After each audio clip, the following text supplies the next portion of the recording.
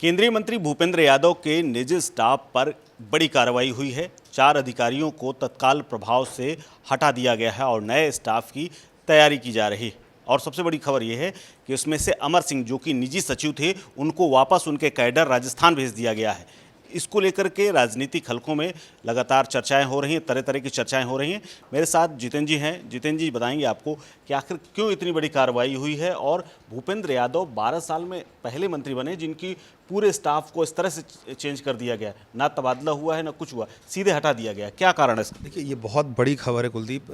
चूँकि पीएम मोदी कड़े अनुशासन के लिए जाने जाते हैं, सब जानते हैं। 4 अधिकारी को हटाना, वो भी निजी स्टाफ जो कि उनके लिए ही वहाँ पर रखे गए थे, बड़ा मामला है। और कहीं ना कहीं जो चीज़ें छन छन कर सामने आ रही हैं, हालांकि क्लैरिटी भी सरकार ने कुछ नहीं दिया कि उनको हटाया गया है। हालांकि उनका जो मूल कैडर था उनको वापस वहाँ भेजा गया है। लेकिन बड़ा सवाल ये है कि आखिर ये कार्रवाई क्यों? जो चीज़ें छन छन कर कुलदीप सामने आ रही हैं कि जो कि एनवायरनमेंट मिनिस्ट्री एक बड़ा मंत्रालय है और कुछ बहुत सारी क्लियरेंस वहाँ से लेनी होती है।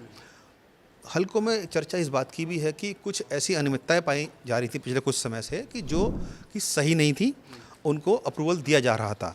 माइनिंग के खासतौर से केसेस की अगर बात करूं तो जैसी जानकारी मुझे मिल रही है, मेरी कई लोगों से बातचीत हुई है, कहना है कि जो आपसी अधिकारी भी थे उनमें भी कामकाज को लेकर आपस में मतभेद रहते थे, क्लैरिटी नहीं होती थी। अभी ये एक्शन क्यों हुआ है, बड़ा सवाल ये उठ रहा है। क्योंकि देखिए, अब बहुत दिनों से ये सुगबुगाहट उठी हुई है कि शायद मंत्रालयों का फेरबदल होगा। लेकिन उससे पहले आप एक चीज़ और समझिए कि पीएम ने अभी हाल ही में तमाम जो मंत्रालय हैं उनके चीफ सेक्रेटरी के साथ, बड़े अधिकारियों के साथ मीटिंग की थी और हर अधिकारियों के कामकाज का लेखा जोखा उन्होंने मांगा था। उसके थोड़े दिनों बाद ही इस तरह का एक्शन होना है। कहीं ना कहीं पीएम की जो जीरो टॉलरेंस की नीति है वो अब दिखना शुरू हो गई है कि पीएम, क्योंकि देखिए 12 साल का समय हो चुका है, मंत्रालयों में बहुत काम होते हैं, लेकिन अधिकारियों के रवैये को लेकर भी कई बार सवाल खड़े होते हैं, लेकिन उनको कहीं ना कहीं दबा लिया जाता है। अब समय ऐसा आ गया है, लगता है कि जो पीएम खुद अब निगरानी कर रहे हैं कि भाई कौन सा मंत्रालय कितना काम कर रहा है, कौन सा अधिकारी किस तरीके से काम को आगे बढ़ा रहा है।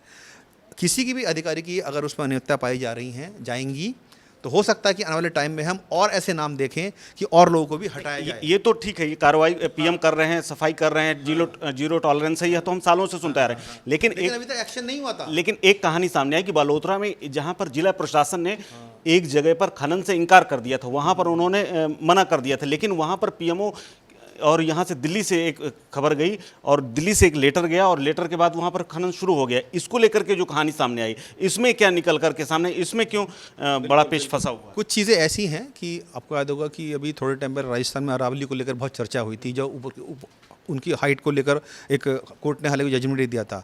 लेकिन ये जानकारी भी आ रही है कि अरावली के ही क्षेत्र में कुछ जो बंद पड़ी माइनिंग्स थी उनको दोबारा से चालू करवाया गया और वो चालू करवाया गया, उनको क्लियरेंस दी गई, वो किसके दी गई थी? वो एनवायरनमेंट मिनिस्ट्री की तरफ से दी गई थी।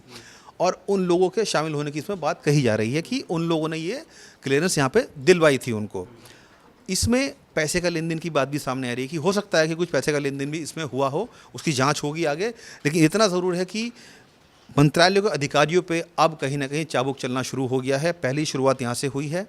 हो सकता है कि हम आने वाले दिनों में और ऐसे मंत्रालयों में देखें, क्योंकि इस वक्त देखिए पूरे देश में चर्चा इस वक्त हो रखी है कि मंत्रालयों का फेरबदल हो सकता है। उससे पहले ये भी हो सकता है कि बहुत सारे मंत्रालयों पे कई अधिकारियों की छुट्टी यहाँ से कर दी जाए। शुरुआत यहाँ से हुई है। देखिए, भूपेंद्र यादव एक बड़ा नाम है, आपको बता दूं मैं। कई बार मैसेजिंग देने की कोशिश भी की जाती है कि आपके लोगों को हम हटा रहे हैं और आने वाले टाइम में आपका मंत्री पद भी जा सकता है। ऐसे पहले भी हमने देखा है कई बार ऐसे। मैं डॉक्टर हर्षवर्धन का आपको बता सकता हूँ, जब उनको हटाया जाना, तो स्वास्थ्य मंत्री थे वो। हर्षवर्धन की बात छोड़ते हैं, हम आते हैं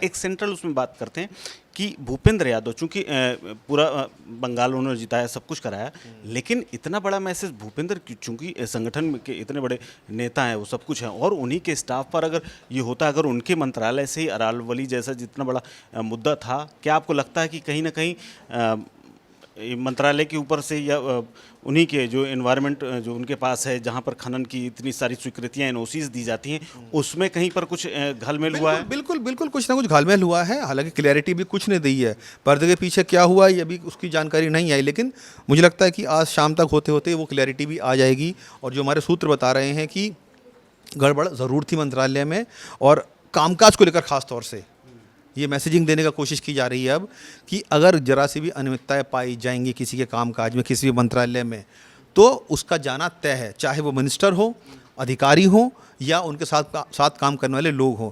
स्टाफ को हटाया गया, अगर स्टाफ को हटाया गया तो क्या इससे एक ही इंडिकेशन मिल रहा है कि भूपेंद्र यादव की भी कुर्सी खतरे में है? देखिए, कल को कुछ भी हो सकता है। मैंने जैसे कि आपको बताया कि मैसेज एक बड़ा मैसेज है ये। आप समझिए, पहले अधिकारी को अगर हटाया गया है तो हो सकता है कि आने वाले टाइम में भूपेंद्र यादव की छुट्टी कर दी जाए, क्योंकि बहुत अनियमितताएं पाई जा रही थी, लगातार शिकायतें भी आ रही थी। और आपने देखा होगा कि जिसकी मैं बात करूँ, अरावली की कोर्ट में जिस तरीके से बहुत बड़ा वो मुद्दा बन गया था कि उनकी हाइट को लेकर जो मसला बना था, कहीं ना कहीं भूपेंद्र यादव उसको बचाव करते नजर आए थे।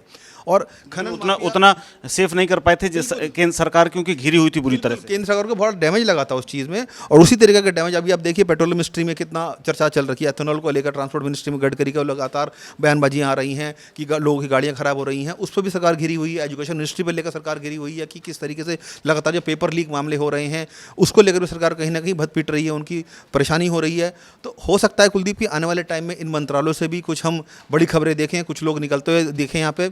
और चूंकि सुगवाहट इस बात की भी है कि जल्द ही शायद मंत्रिमंडल विस्तार भी होगा और बीजेपी के अंदर संगठन के भी बदलाव होने की चर्चा जोर पकड़ रही है, क्योंकि संगठन के आदमी हमेशा ये माने गए हैं भूपेंद्र यादव।